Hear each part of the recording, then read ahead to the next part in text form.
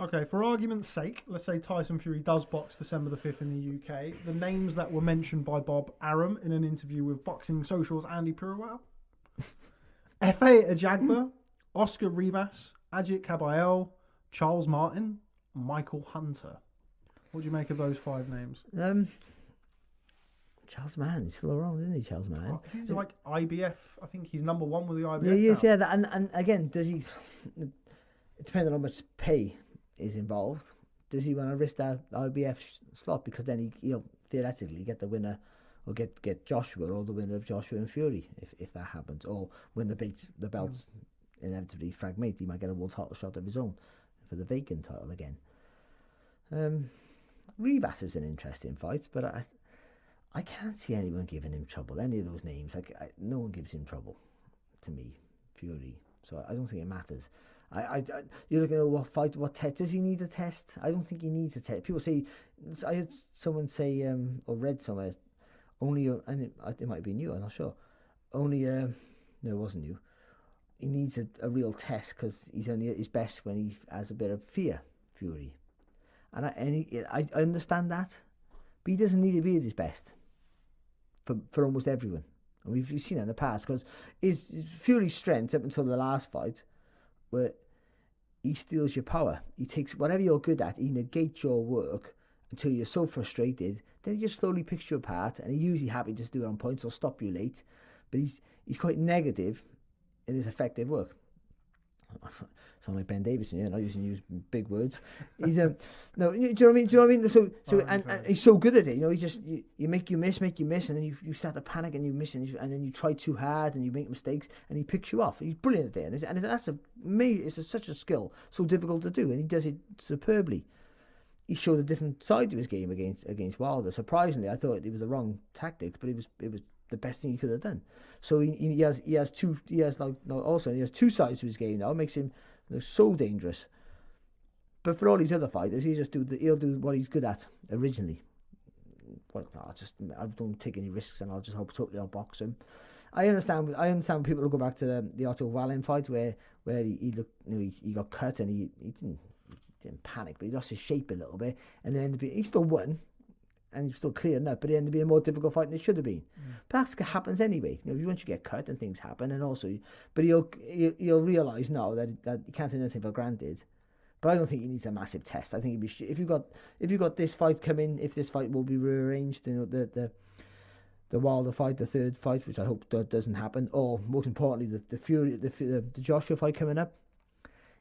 He doesn't need a hard fight now. He doesn't. He just needs to get back in there. A little move around, a decent result, gets a stoppage somewhere from mid to late rounds, and we're all looking forward to the next one. I don't see why would you want to risk a dangerous opponent and risk that, not just for boxing fans but financially for you. It's like the biggest. It would be financially the biggest fight. I was going to say the biggest fight in boxing history, but it won't be because he's Mayweather and Pacquiao. Mayweather. Did that do more than McGregor? Yes, yeah. You'll be happy to hear. I will be happy to hear. Yeah, maybe it will. Maybe it will. I don't know, but it's certainly be the biggest fight in British boxing history. Without a doubt, yeah, it'd be huge. So I think that and also what a fight to be involved in. What a fight for a boxer. That these are things. Don't forget how big these guys are, and how much they probably think they're gods now. No, they were kids one day. Joshua and Fury, especially Fury, because he'd been boxing all his life. They were kids dreaming of being something. We forget about that. We just see them now. They might be full of themselves, might be a little bit arrogant at times, might take it all for granted, walk around like they're gods. But they were kids at one day, hoping to do, not even to do what they're doing now. They never dreamed they'd be where they are now, hoping to be a champion, hoping that people know their names. And now look at it, they have it all. They have more than they ever could have hoped for. So that being involved in a fight like that is just like something. Well, you're not dying out. Your great grandkids are dying out, aren't they?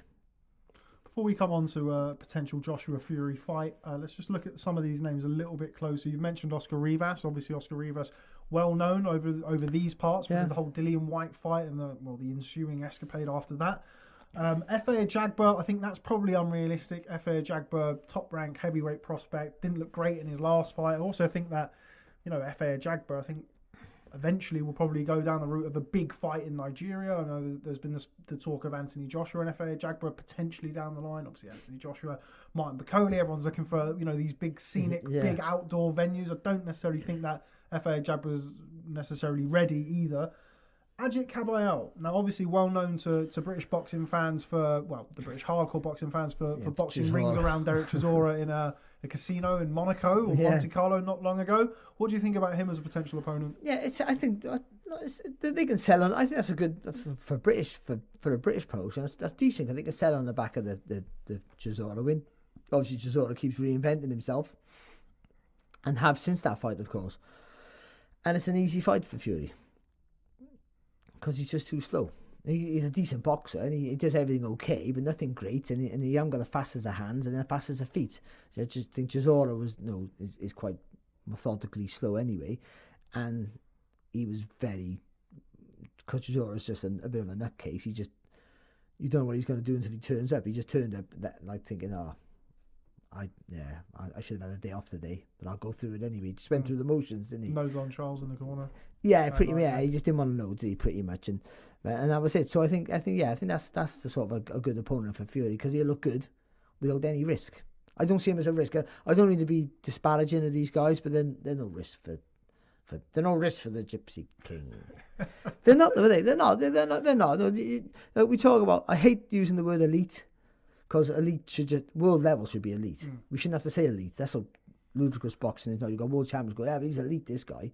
But he's a step above what we call world level. Fury is, I think, for me. He's the number one. He's the number one on the planet. He is. Fury, Joshua is right behind him and might could very well beat Fury. I wouldn't bet on it. I bet on Fury, but he has the potential to. But I think for me, Fury's showing he's head and shoulders above everyone else right now. So I just can't see any of these guys anywhere below. Below only Joshua I can see giving him any sort of battle right now. That's the truth. I can't see any of the others. Dillian White, a good fighter in his own right, and he comes back with Povetkin. I think Fury has good fun with Povetkin, to be honest. But the Povetkin now, and even the Povetkin back then, at his peak, I think Fury's too good for him. Yeah, you think about kind of the Povetkin that boxed Vladimir Klitschko and what Vladimir Klitschko was able to do to him, leaning on him, pulling him down. You can imagine Tyson, if he was able to get in close against Fury, which is obviously no easy task at all with his length and his reach, him smothering him and leaning him and throwing him and ragdolling him just like Vladimir did. We see Fury now. He's going to start being more adventurous in some fights, because he showed himself, more than important showing us, he showed himself in a, forget about sparring, in a live fight, what he can do. And without getting, because he tried it before in his career, he got clipped a few times. Some of his fights in his career, he was quite colourful, but he was making loads of mistakes. But now he showed he can make no mistakes and be aggressive and battle one of the most dangerous heavyweights in the world, or the most dangerous heavyweight in the world. But he always got in his pocket what he's really good at, what his bread and butter was, and that's the elusiveness and the fast hands, the fast feet, and the frustrating style that he has. So whoever he goes in against, if they show any bit of ambition or there's a little bit of a risk, he just gets on his bike and just jabs your head off, plays for you, humiliates you, and then maybe stops you and goes the distance, and you've hit him with 3 punches, and that's how he has the luxury of being able to do that. When things don't work out for you, and that's why the thing with the Joshua fight is, as much as Joshua could be competitive, and he could, if Fury gets tagged or clipped or he feels uncomfortable, he just go back to type and just get on his toes and jab around and just come and chase me, then come and find me. We've spoken about the rest of the names on the list. We've discussed Prince Charles Martin. Michael Hunter is the last name on that list. Michael Hunter, been desperate for a big fight for a long time. Was unfortunate in a lot of people's opinion to not get the win against Alexander Povetkin out in Saudi Arabia, which obviously now we've seen kind of, when was it, sort of 10 months on, 8 months on, 9 months on, we've seen how dangerous Povetkin could potentially still be against Dillian White. So that's a draw or a win, however you look at it. That's certainly picked up some pace since. Michael Hunter, would you like to see him in the mix at all? Similar sort of situation, too small. I think so. Yeah, I think what Hunter has over a lot of heavyweights is agility and speed. Yeah. I don't know if he'd have that against Fury. to be honest. Certainly the agility he won't have, because for a giant of a man, and he doesn't look in the greatest of shapes, aesthetically, he's moving so lovely, Fury. He's so fleet-footed, and he got good upper body movement as well. His lateral movement's good. So, yeah, I think you got to hurt Fury. That's the bottom line. You got to be able to be intimidated. You got to get on it. You're not going to jab him. I mean, you could probably jab for jab maybe, but ultimately you're not going to beat him in the long game. You're not going to outmaneuver him, and you ain't going to be able to dance around him. And if he's in boxing for boxing, it's not going to work. If you're up trying to box with him, like with obviously that's what Hunter would have to do, because that's what he does, it wouldn't work. And if Hunter was aggressive, you haven't got that much raw strength, and certainly you haven't got that raw power to really make Fury feel intimidated. So I just can't see it. But then I can go, and that's not a slight at him. I just go through the whole list and I can't see it. I just can't see it. Usyk, another one, he hasn't been mentioned, but he might be one of the top heavyweights in the world with only having one fight. Too small, just too small. He needs a plodding. Usyk needs a plodding heavyweight, so he has a chance against. Well, Joshua's not a plodding heavyweight actually, but because he's a little bit stiff, so he has a half a chance against Joshua, because Joshua's quite stiff and rigid. Though Joshua has better footwork than people give him credit for. But but against Fury, how does he close that gap? And all that blocking shots, well, Fury would be happy just to keep throwing. If someone just blocks shots all the time with their forearms, looks to counter. But you can't reach a giant with a massive reach like Fury, and he's always on his toes. If Fury throws 20 punches and you block him, you've still lost that round. They've got to give it to him, haven't they? If you can't land a shot on him, so. He doesn't. Yeah, I just can't see anyone. The only one I can think got a chance is Joshua now, because he can punch. He can be strong. He's solid, strong, and his technique's quite neat. Joshua's. He punches right down the line, so and that might be able to stop the movement of Fury and then whack him with a good shot. But apart from that, I think when he's. I mean, we're talking about when they're at their best. Listen, Fury, because he's the character he is, he could turn up one day and just.